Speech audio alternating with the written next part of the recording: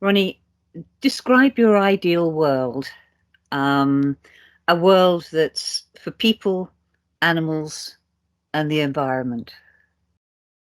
Well, I'd say it would be a world where we'd have, first of all, where we'd have total animal liberation, where there'd be no oppression of other animals by humans, because that's by far the biggest problem that confronts the world. I mean, there are problems between people. Lots of people are oppressed by other people, but that's kind of a massively small area than the oppression of other animals by humans, which is like, I mean, when we consider 50 million plus 50,000 plus animals every second slaughtered worldwide for the food industry, and then you've got another huge number which is hard to estimate, but it could be approaching that that suffer and die because of adverse human impact on the environment. And then you've got animal experimentation, that's 50 million animals worldwide every year, and you've got hunting, you've got circuses, zoos, you've got the whole animal race, you've got the whole widespread area of persecution of other animals by humans. It's huge.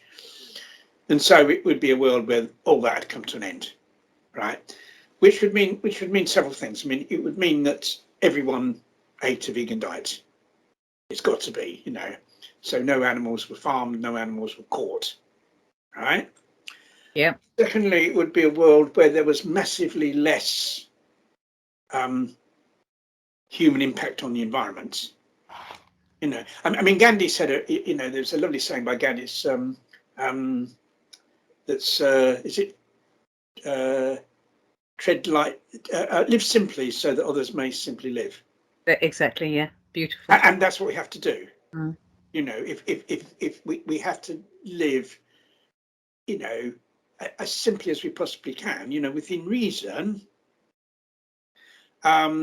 because anything above that, exerts excess pressure on the natural world, takes resources away from the natural world, which are, for the rightful use of other animals.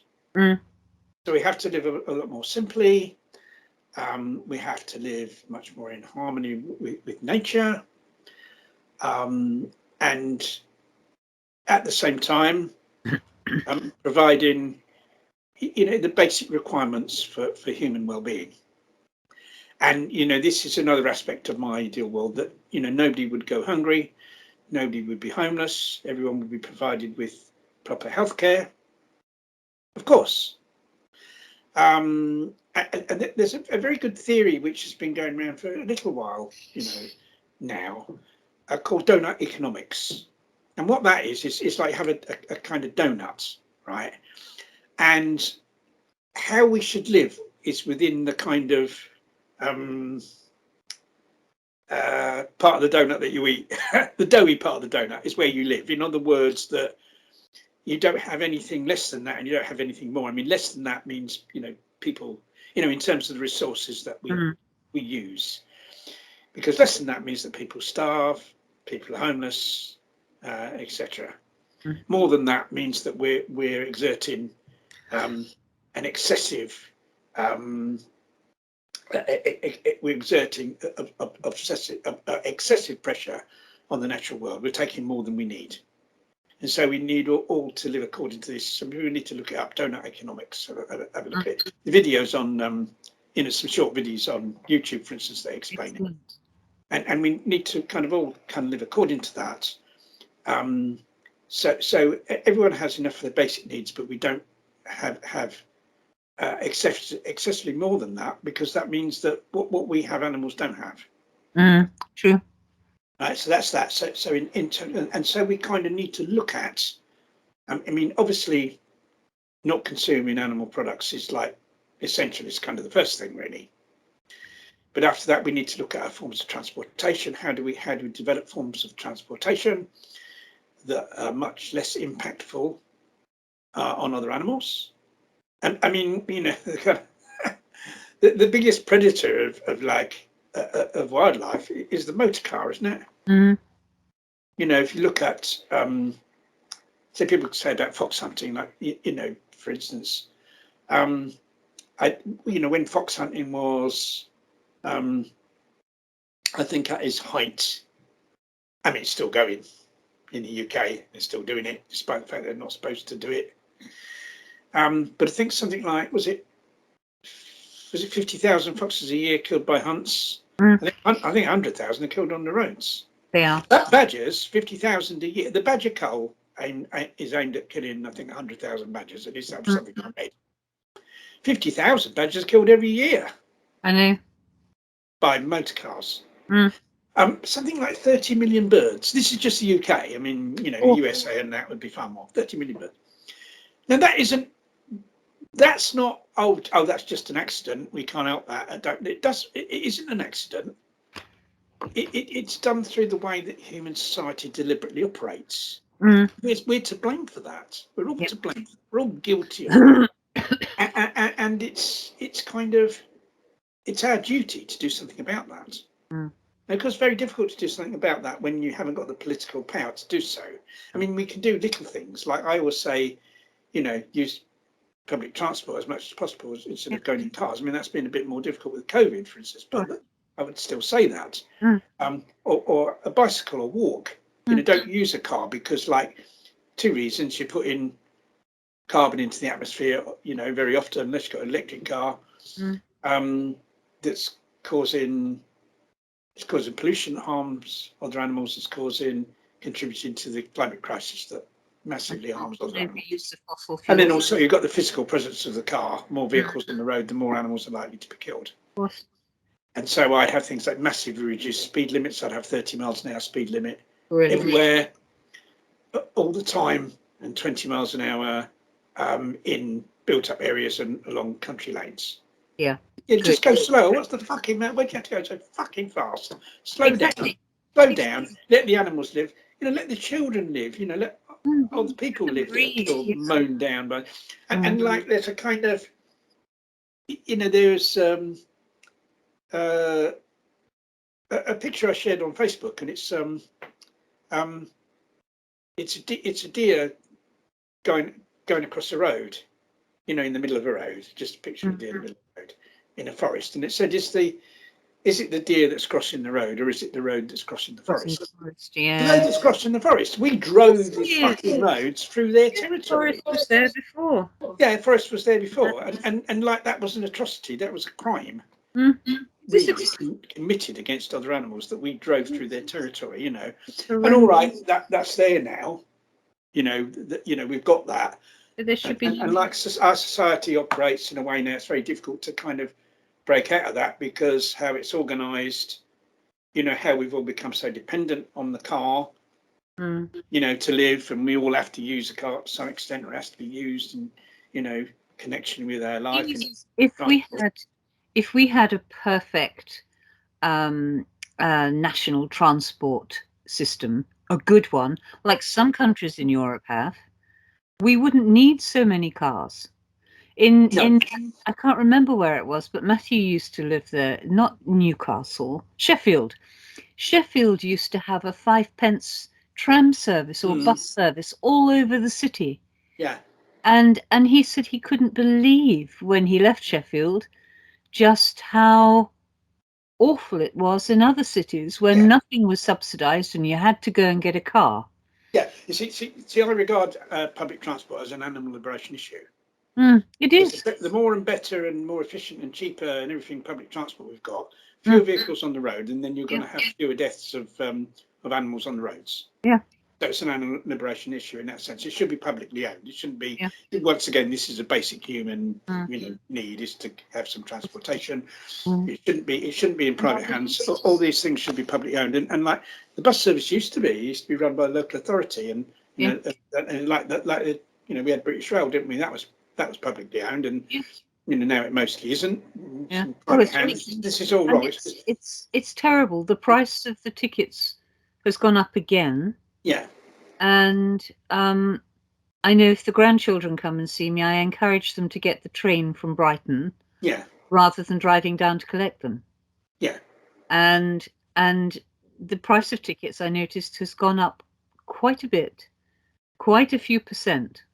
Yeah, yeah, it has. It goes up all the time, and of course that prices out the poorer people from using those things. It's not fair because, of course, someone who's rich, don't matter to them, does it? And also we need to be encouraging people to get out of their car and use public transport, because that isn't a 100% solution, but it just reduces the impact. But we need to be looking further than that. We need to say, well, how can we reduce that, even reduce that impact? You know, how can we take measures that minimises, you know, the road deaths of animals? What, you know, are there other things we can do? You know, lots of different things. And you see, if vegans were in charge, we would set our minds to that. Yeah. We would set our minds. We could say, what other measures can we put in place? Is there a different type of transportation altogether? You know, there's this kind of, you get this kind of what they call evacuated tube type transport. You know, where they used to do it years ago, and it's kind of come back a bit now. Is, you know, like in stores where they put the money in a little container, it goes up a tube. Well, you can design transportation on that method. Yeah. And it's massively fast, hugely fast, but it's isolated from, it can't impact on the world outside because it's in a tube. Yeah. All right, obviously the construction of it would have some impact, and there'd have to be care taken with that.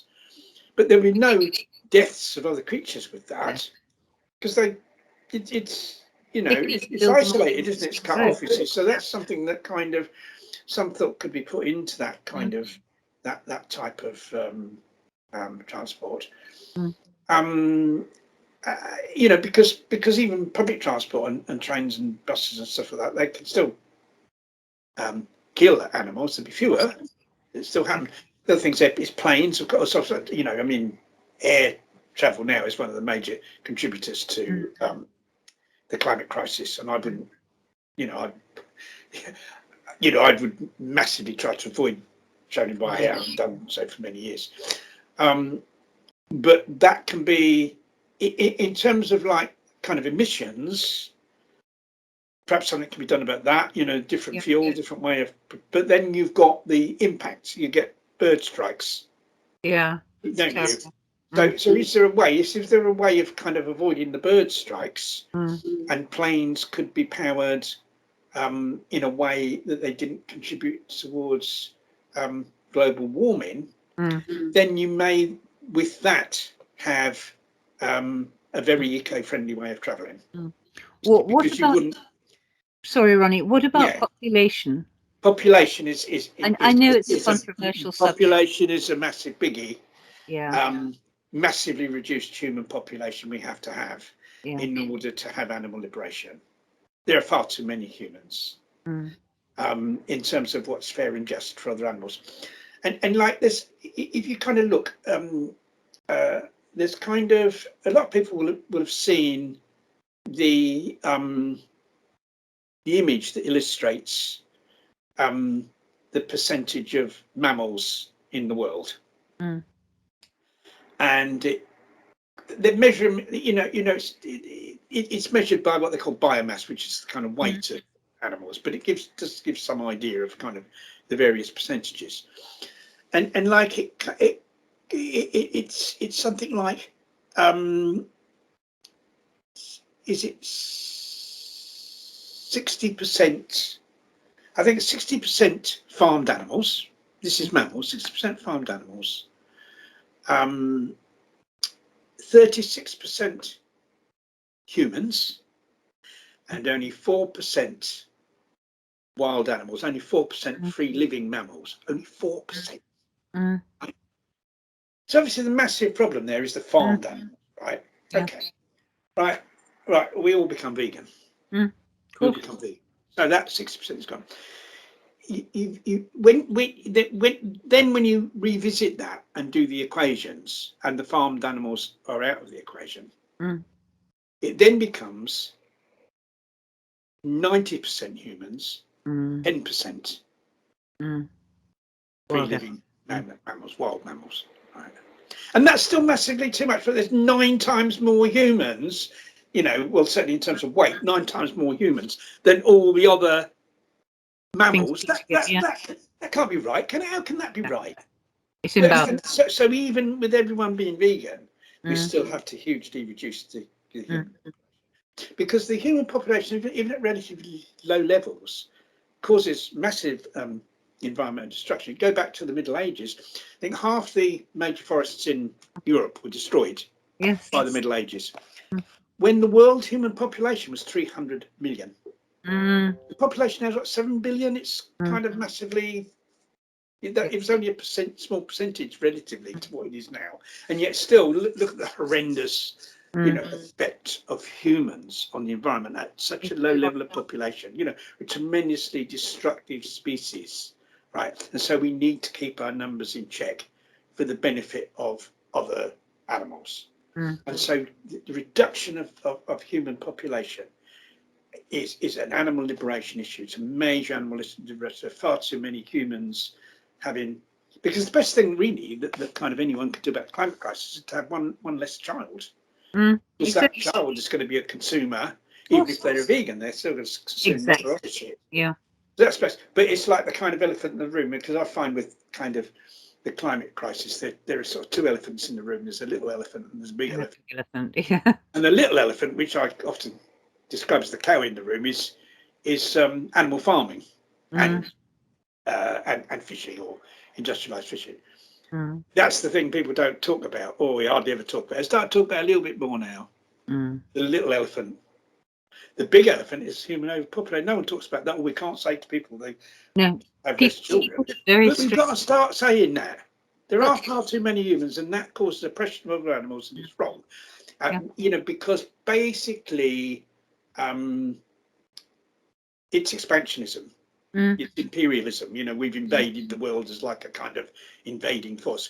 Humans don't inhabit the earth. We occupy the earth. Inhabitation implies a kind of living in harmony. That's it, coexistence. Occupation is imposition. You've imposed yourself, and we don't inhabit the world, the human species. At our current levels of population and the current impact we make, we're an occupying force in the world, and that's wrong. And that has, and the vegan ethic has to include. I mean, obviously, if we're going to limit the human population, it's got to be done in an ethical way. You can't go around shooting people. No. And like oppressing people. But I think a lot of education is needed. And obviously, people the more you educate people to become vegan, if you educate people in a broad way to become, so that it's not just about food, diet, it's about not oppressing animals not being oppressed by humans, then you can get people to see, look, our numbers are like excessive. So like, I wouldn't say, there's some people that believe in human extinction. There's a human extinction. I think humans are so fucking harmful that, we need to be voluntary human extinction movement, isn't it? We need to become extinct. Well, I don't go as far as that. I think, there is a place for us here on Earth. We're an animal that's evolved, to live here. I don't want to see the human race become extinct. I just want us to become decent. Yes, exactly. You know what I mean? To live in the world as decent animals alongside the others, and having proper respect for the others, and like not exceeding our what's right and just in terms of those other animals needing to live as well. And so I don't, I'm not against people having children, because obviously if nobody had any children, the human race would become extinct. But I think, it has to be kept very, very much within limits. And I'd like to see, for instance, the deep ecology movement, who are like, deep ecology believes that humans as a species aren't more important than other species. Brilliant. Not the same as animal liberation, because it doesn't treat animals as equal to humans on an individual level. It's to do with on the species level. You see what I mean? Yep. I mean, you can be an animal liberation and an animal liberation is being an animal ecologist. I am, but deep ecologists aren't necessarily vegans and animal liberationists. But they do believe that the humans as a species aren't more important than the other animals. And they would say that the optimum. I think they say that the optimum world population of humans is 50 million. which is what is that 7% of what it is now? So it's like. But the thing is, yes, but the strange thing is that 50 million is still less than the whole population of the UK. It is, yeah, it's 60 or 66. And I think it is barely 7% of what the population of the world as a whole is now. 7%, yeah, and that's to me that's probably about right. That's probably about right. Yeah. And we need. I mean, obviously, we're not going to get to that overnight, but we need to. And there's this thing, there's this kind of false notion. Oh, right, like what will happen is that you'll end up with a load of old people because you won't have so many young people, and you'll end up with old people, and they'll be the young people to support them. That'll only happen temporarily, because of course you'll end up with fewer old people because you've got those younger people getting older. Then when they get older in that society, there'll be fewer older people because there's fewer younger people being born to become old people. Exactly. For a while, you'll have more older people. But the point is that what if we combine everything with better healthcare, better nutrition, and everything, then I mean it's happening already.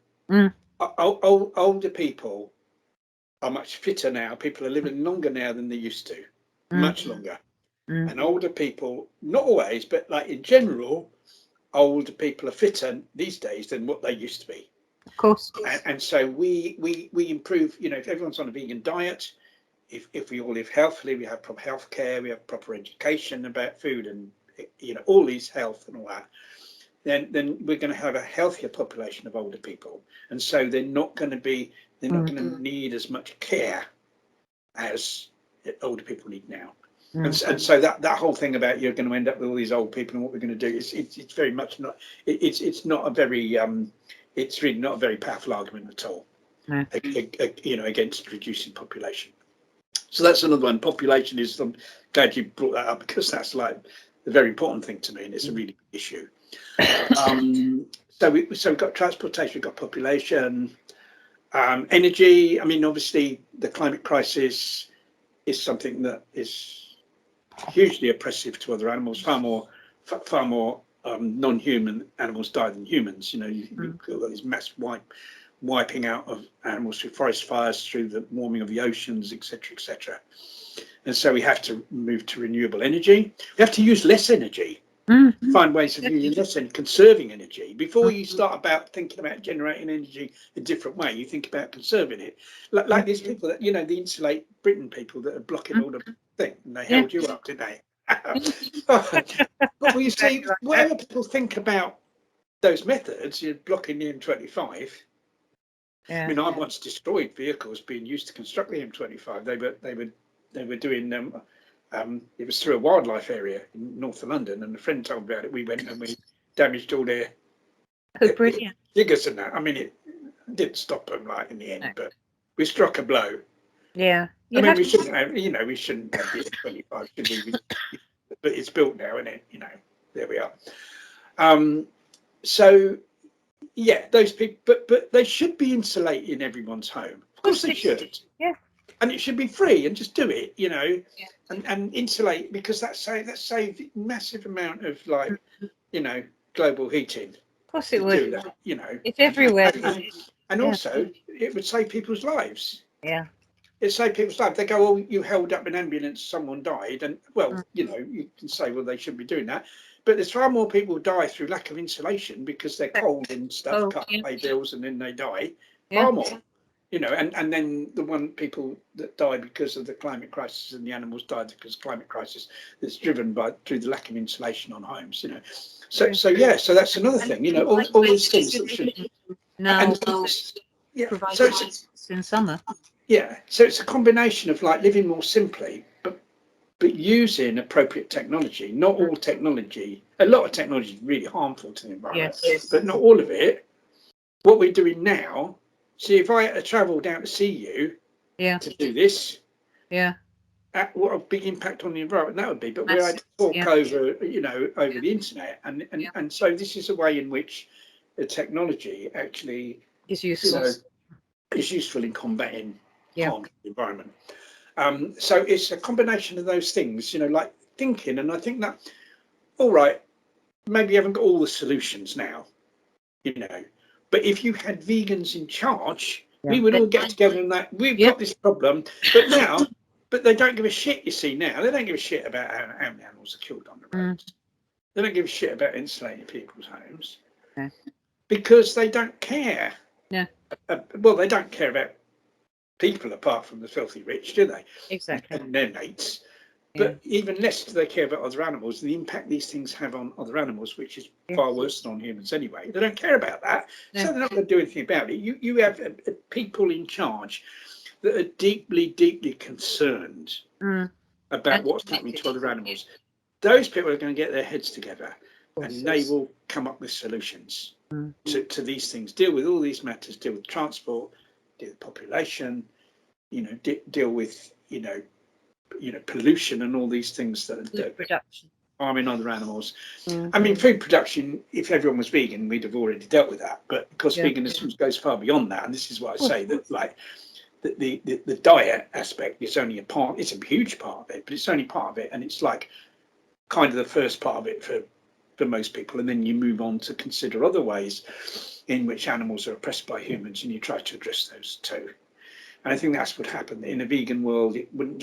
A vegan world wouldn't just be about, not eating animal products. No, it would be about minimising all the other ways in which humans adversely impact on other animals. And it would be, and the other thing would be localism, because you see, why are we exporting a load of food to other countries, then importing a load of food to other countries? Just think about the energy that's used in that, and how that impacts on the natural world, both in terms of the physical movement of goods and the emissions that are produced. Right? It's lunacy, isn't it? It's crazy. So I think all food consumed in this country should be produced in this country, and that food should be, and I said that in one of the earlier episodes. This is when we talked about the vegan. Oh nugget or whatever. McPlant. It's a vegetable going in Scotland, isn't it, McPlant?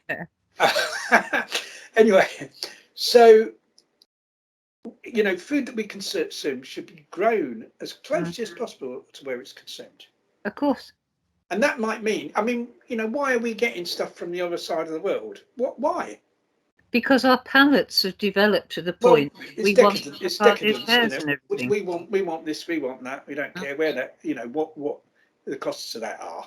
And we want it out of season. And what out of season? Which everything should be in season, or it could. Some things can be stored, okay. And a lot of things grow in this country. Yeah. As I said before, like tea grows in this country. I mean, I couldn't be without a cup of tea, but it can be grown in this country. Soya can be grown in this country. We don't grow it for economic reasons because it's easier to get some poor person and pay them hardly anything. Little companies now that take grains that local farmers have produced, like quinoa, fava beans can be grown here. Yeah, loads of things can be grown here. And stuff. And also, there's loads of stuff that people used to eat in this country. That we don't eat hundreds of years ago. We don't eat now because supermarkets only want certain things. Like there's loads of different varieties of all these things we never see, because you might see it occasionally in a rare, but I mean we get some of it because we get an organic box. Yeah. And so sometimes some of these more unusual varieties they put it in there. It's lovely. But you don't see it in the supermarket. No. And all these things, because it's like all been kind of refined down to these things the longest, and it's easier to like have these in bulk. So we want all the farmers to grow those. We're going to pay them to grow this just one variety. Yeah. Whereas there's loads of varieties, and so all right, you might not get stuff that grows abroad. You might not get bananas or something or almonds, right? Well, we managed without that, didn't we? What big deal? If I never ate another banana again, I don't give a shit, to be quiet. I don't care. As long as I've got onions. Our boys they are their onions, but they grow in this country. we can grow onions. Yeah, onions and garlic. That's what you want. Yeah. But we'd have all these other varieties that we, so the variety of our diet would actually increase. Just because we'd have all these homegrown varieties that we don't grow now.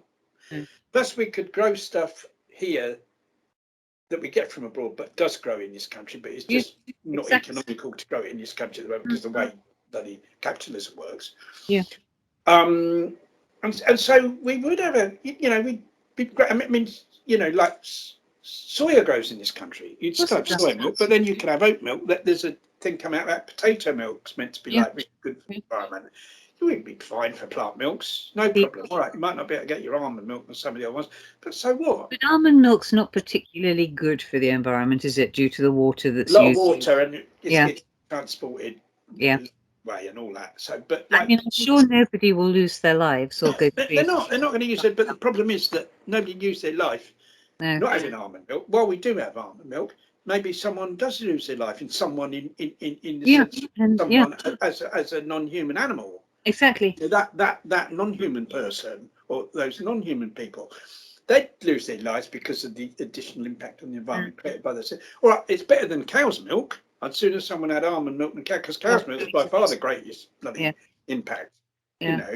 But I mean, I don't like almond milk tea because you taste the almonds. No, I don't want almond flavoured tea. Maybe in coffee, right? Anyway, so that's another important thing. Local, instead of like craft local cottage industries, instead of like manufacturing stuff like miles away and transporting a big thing, more localized, and that would provide people with much better quality of life. Like everyone could contribute, everyone could use their skills. And I think we also have to be largely an agrarian society, and the reason for that is because loads of animals get killed in harvesting. Like the kind of harvesting, even when it's harvesting of food for vegans, because it's mechanized. You've got the combine harvesters churning, right? And but the thing is, it's non-vegans that are mainly to blame for that. Because more crops are grown to feed non-vegans than vegans, because they grow those crops to feed to the animals, and so we've got massive land in this country that's devoted to crops. Those crops aren't being grown for humans; they're being grown for other animals, for humans to eat. So when non-vegans go, "Oh yeah, but you vegans, you're responsible for all these animals killed by the carbon harvest," go, "Oh, sorry, you're responsible for more than me, because you're consuming." It's an inefficient method of food production, and loads more of those get grown to feed you because they have to pass them through an animal first. So that's the argument against those buggers that try and bring that up about I forget the name of it, the ones that killed in harvesting that. But it's still an issue. We still need to try to avoid it. And if we were to do agriculture by hand, right, you'd avoid that, because you could be careful. Go, there's an animal there. I'd avoid that, stuff. And people go, "Oh no, we'd be all have to do by hand." But the thing is that if that was like, if you had enough people doing that, and we would have enough people doing that, you wouldn't need the machines. And so instead of doing like shit jobs that are totally fucking meaningless that most people do, that you have like the majority of people working on the land. Isn't that better for those people? Oh my goodness, yes. As well as being better for the animals. Definitely. Isn't it? And so we need to kind of look at that. So we need a largely agrarian society where people are working and you reduce mechanisation, because it's the mechanisation that's killing animals. And you have smaller fields and you have more hedgerows. Right? So more environment, it's more, and that's kind of how you do it. And you'd have more forest anyway, because everyone's vegan. You need less land to feed, to grow food, because you're not having animals grazing that land, and you're not needing the land to grow the food to feed the animals. So a lot more land could be rewilded, in the sense of go back to forest, and that in turn is good for the wildlife. It's good for the climate, because it cools down. You're pulling down carbon dioxide out of the air through the forests. So it's a win-win situation, and that's kind of another way. The demechanisation of agriculture is another way we minimise harm to other animals, and localisation through which cuts down on transport and actually provides better quality of life. No one's working in some huge bloody sweatshop of a factory. They're involved in localized craft industry, and everyone's got a skill they can bring to the table. Yes, it would help the community. And bartering, we could all barter rather than have to manufacture new everything. I know it sounds cracky and it sounds silly, but I tell you, it works. Well, yeah. Sometimes I mean, people want something and they've got something, and somebody else wants what they've got. Well, it worked better with localization. You see, if you weren't buying something from like 1,000 miles away or something, like in a local area. Yeah, I've got extra apples here. Can I swap them for your Cucumbers? Yeah, something like that. You could do it on a local. So I think there'd be place for it if you had more localization. It'd be easy to do. So there's all these areas. I've talked about transport. In terms of humans' healthcare. Our health service, I mean, the NHS, it's better than a lot of countries in the world. I mean, Americans look with envy at, can't believe. No, but like our NHS is nowhere near. I mean, it's been attacked, it's been cut, it's been privatized, But it's still there. It's still there. We need to expand it. Support it. We need to put more resources into it. We need to localize it. And we've had a situation where local hospitals, cottage hospitals, sort of closed, and that's become more centralized because once again the profit motive has crept in there, hasn't it? Yeah. What we need is we need cottage hospitals, and we need healthcare brought down more locally. I mean, I lived in quite a big village. There's no doctor's surgery here. There's no doctor surgery, there's no police station, there's no fire station. It's madness. Quite a large village. And that's all those things should exist here. I bet they did once. Certainly there was a police station here, and I think there was a doctor's, but not now. Not anymore. Terrible. There's not even a decent proper shop, to be quite honest. I mean, because it's all centralised, because it's more profitable to have a big central hypermarket than to have localised things. And we need to go back to that. And once again, that means less travelling. Yeah. It means more immediate treatment for people. Like, all right, like someone had a really rare, really kind of serious thing, they might have to kind of go to some big hospital that had specialised thing, right? But like loads of things, local hospitals, like most things that people have got could be treated there. Train a lot more people in healthcare. Train a lot more people to be, to be able to care for other people. Bring the production of medicines into public ownership. Exactly. So they're produced for the good of people, and not so the main aim of the production isn't to make profit. No, it's actually and investigate, do serious scientific investigation of non-pharmaceutical methods of treating people. Definitely.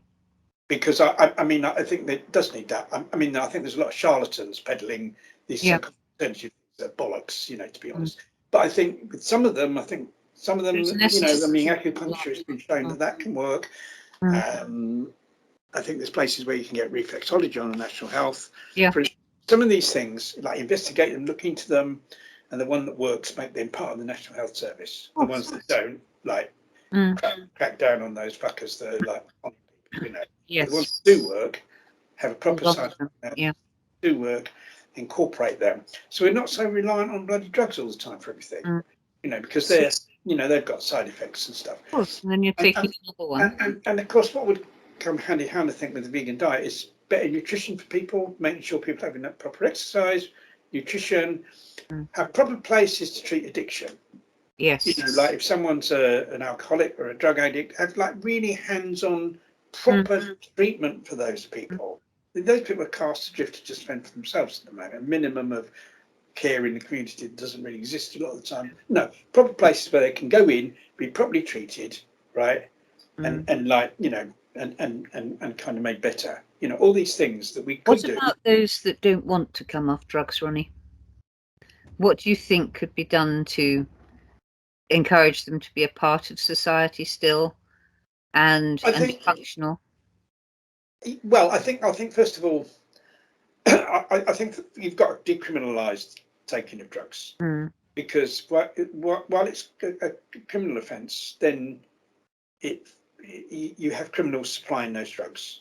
Got to be decriminalised, so people can, if people need those drugs, they go to proper controlled places to get those drugs, and because that's all controlled, then those places can offer treatment for those people as well at the same time to get them off the drugs. I find it very hard that anyone wouldn't really want to come off drugs.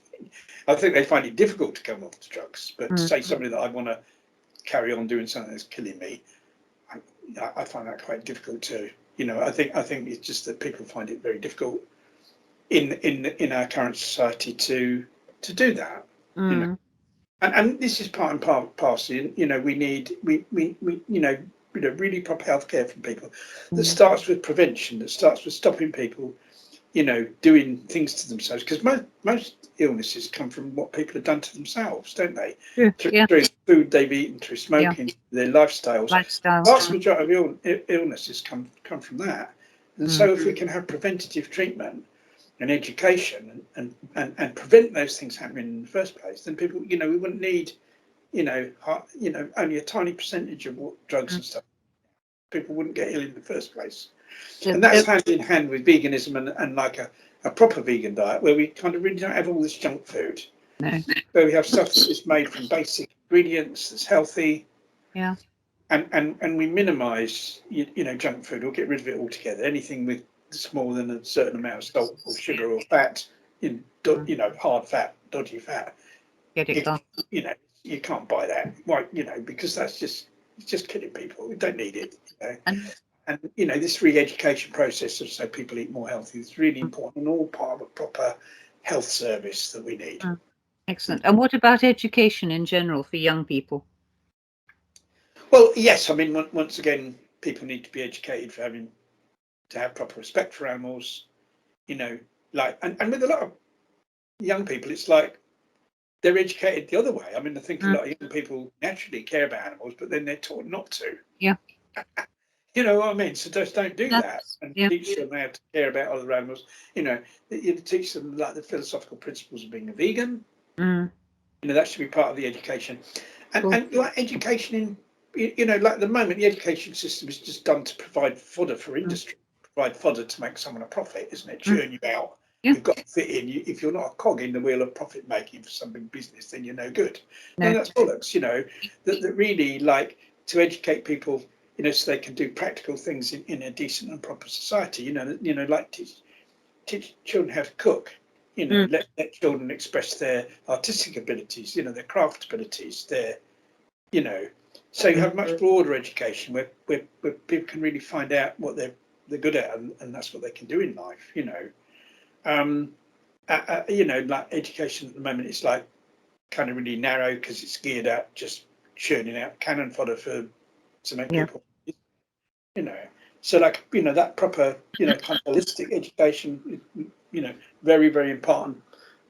Important part, and that kind of dovetails into how the rest of society would operate.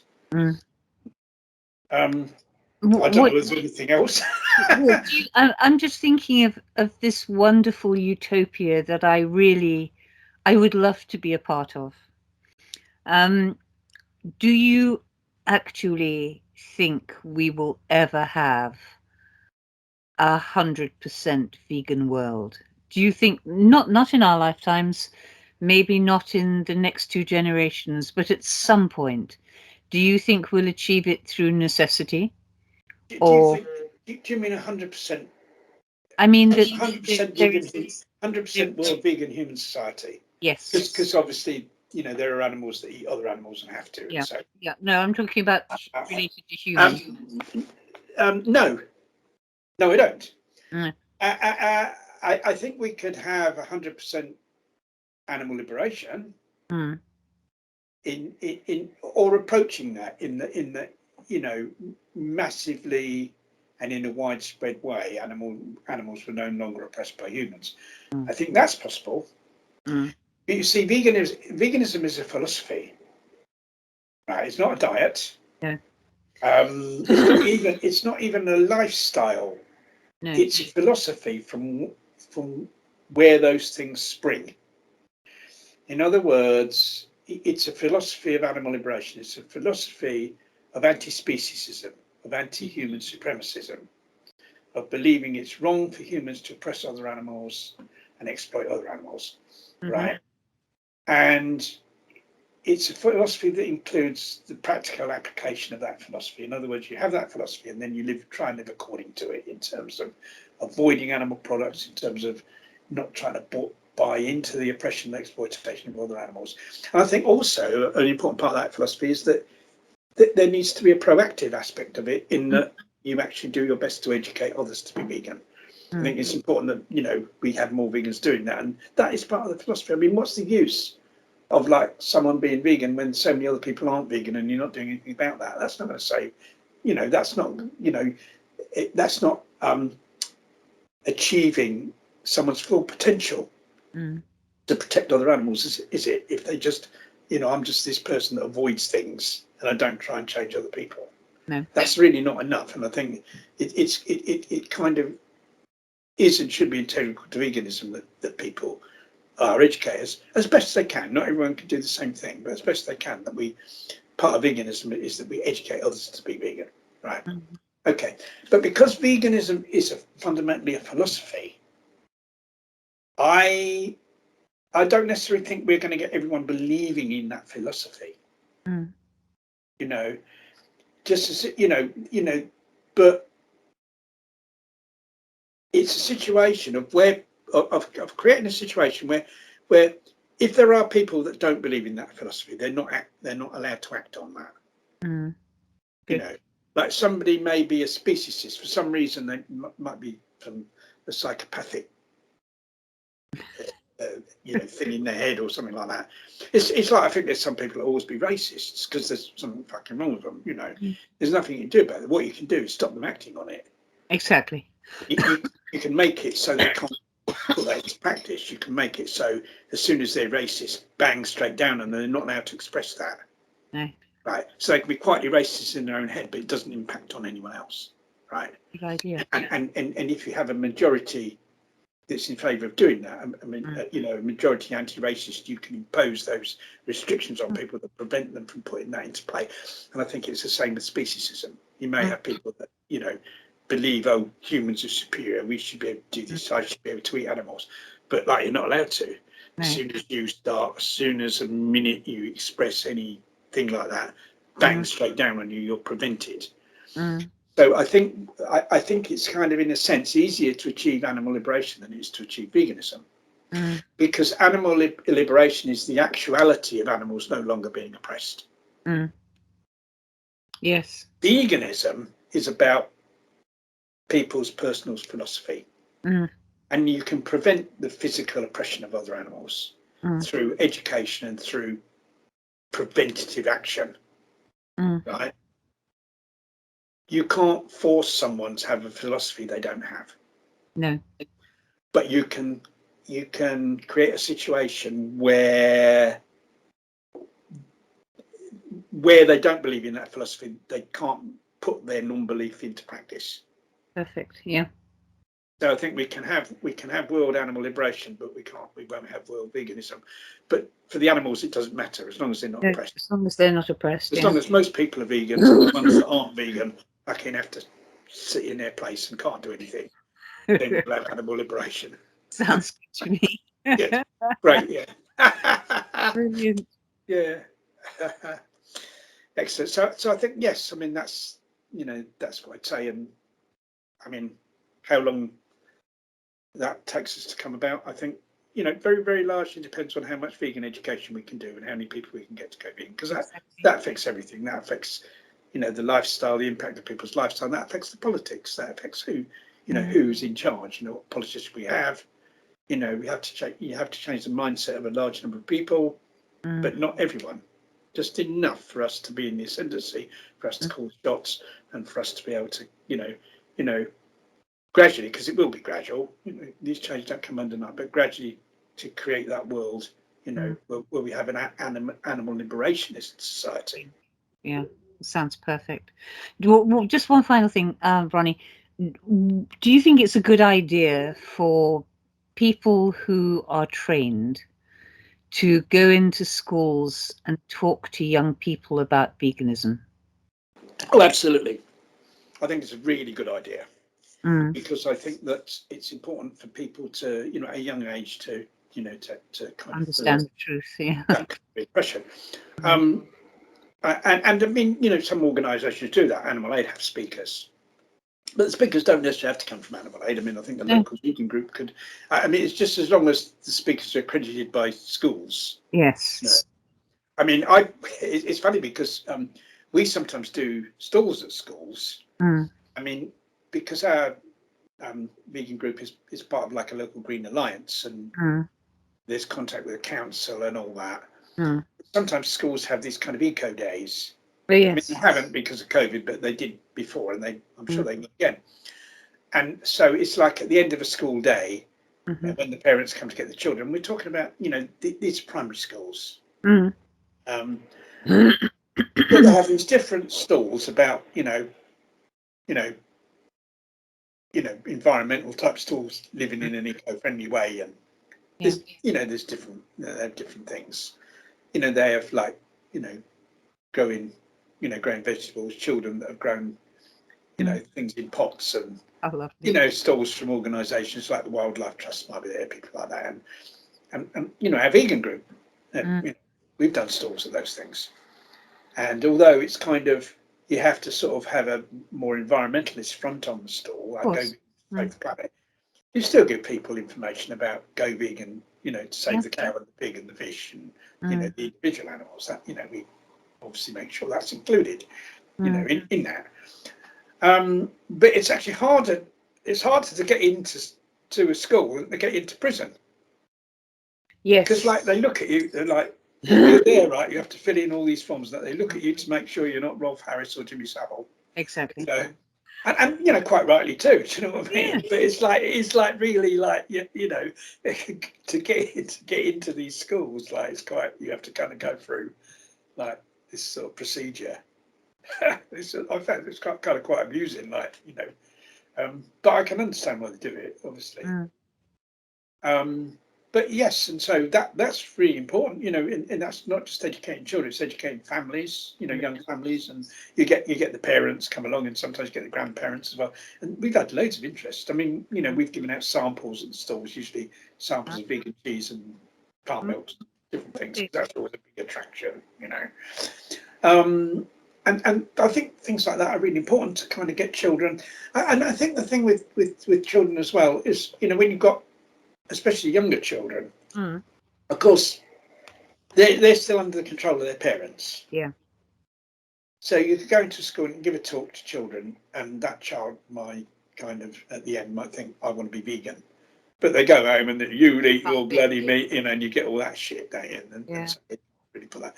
But of course, they'll reach an age when they can stand up for themselves. They can say sorry. And so you've sown the seed of that. You've sown a seed for the future, for when they're strong enough to stand up for themselves and go their own way, and you know, to adopt a vegan diet. You know, so I think it's still important to, and obviously you'd give a different talk to young children than you would to old teenagers. And so yes, I think it's a really good way of doing outreach. I think school talks are like really important. But I think they should be. I wouldn't support school talks that were done from a welfarist point of view. No, there's no point. You know, that it's all right to exploit animals as long as we do it nicely.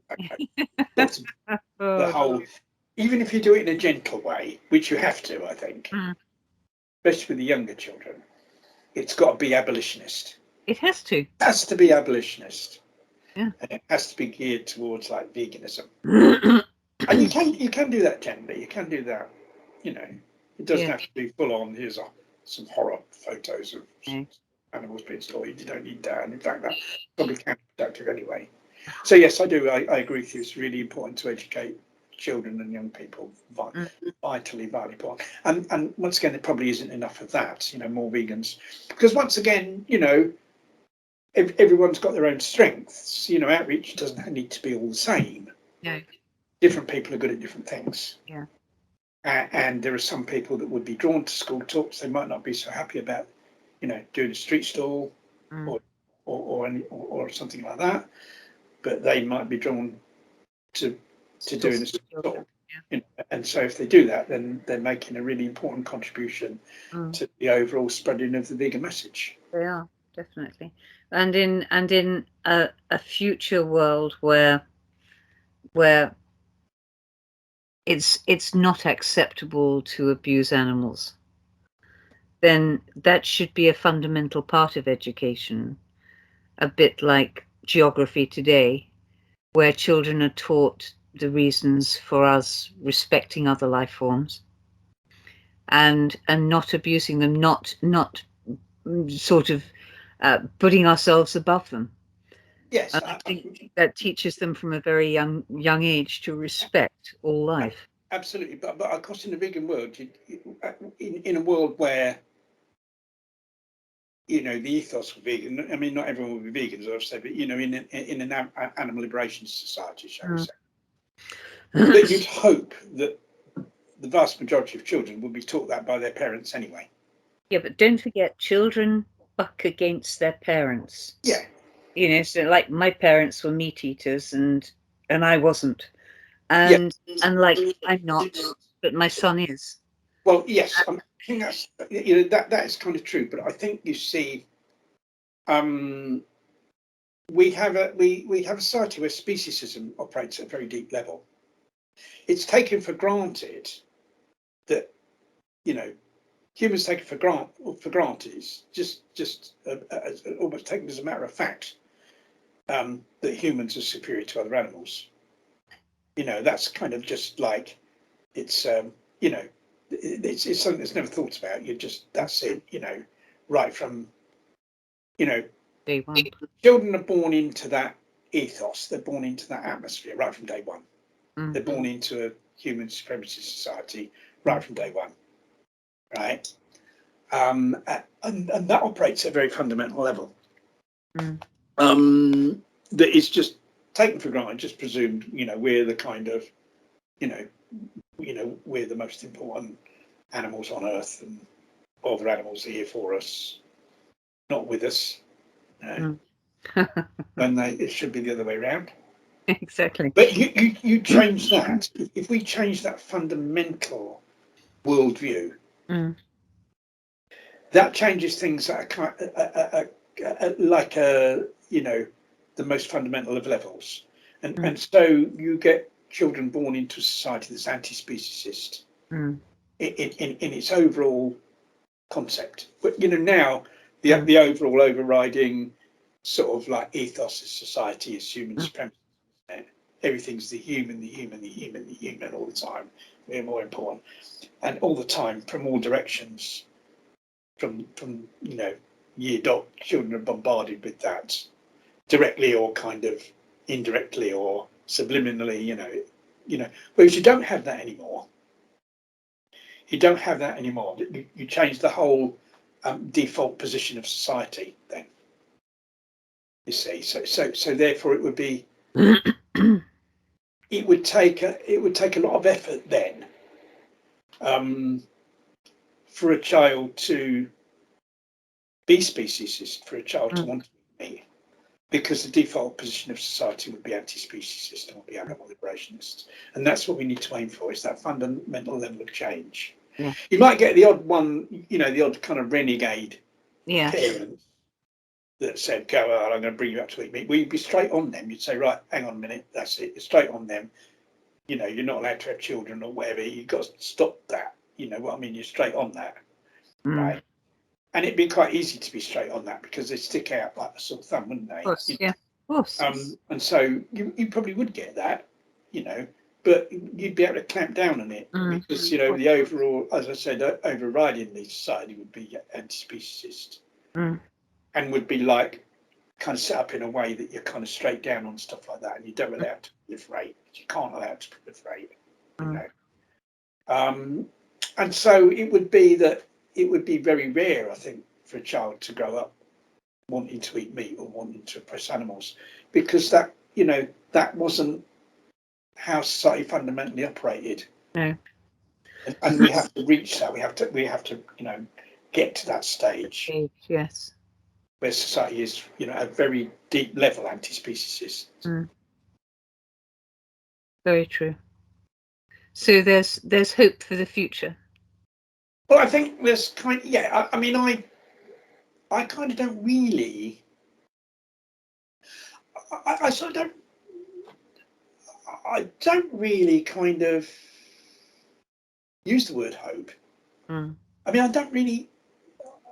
I kind of don't hope really. I just how I operate is yeah. how I operate is I think this is the type of world I want to see. Mm. Right? If that world is going to happen, Mm. certain things have to be done, and I'm going to do those things. Wonderful. Whether or not that will succeed, I don't know. But if I don't do those things, I know it bloody well won't succeed. So it's not to do with hope. Yeah. It's to do with having an end goal, yeah, and doing what's necessary to achieve that end goal. Hope doesn't come into it. No, I think you're right. Hope doesn't change anything. No. Hope doesn't change anything. What changes things is doing what is necessary to bring that change about. Exactly. It's kind of saying, this is what we want. Right, now I'm going to analyse what has to be done. How do we get to that? And analysing the situation to work out the best tactics and strategy to achieve that. Right. Yeah. And that analysis is kind of based on various things, including how human beings kind of actually operate and different things like that, and that's how I operate. I don't really, I don't hope. I don't. No, it doesn't go there. No. Excellent. Yeah. So there we are. We've solved the whole problems of the world, haven't we, Wenda? Perfect. That's a good evening's talk, that is. Yes. Whereas most people talk about EastEnders and everything, we don't.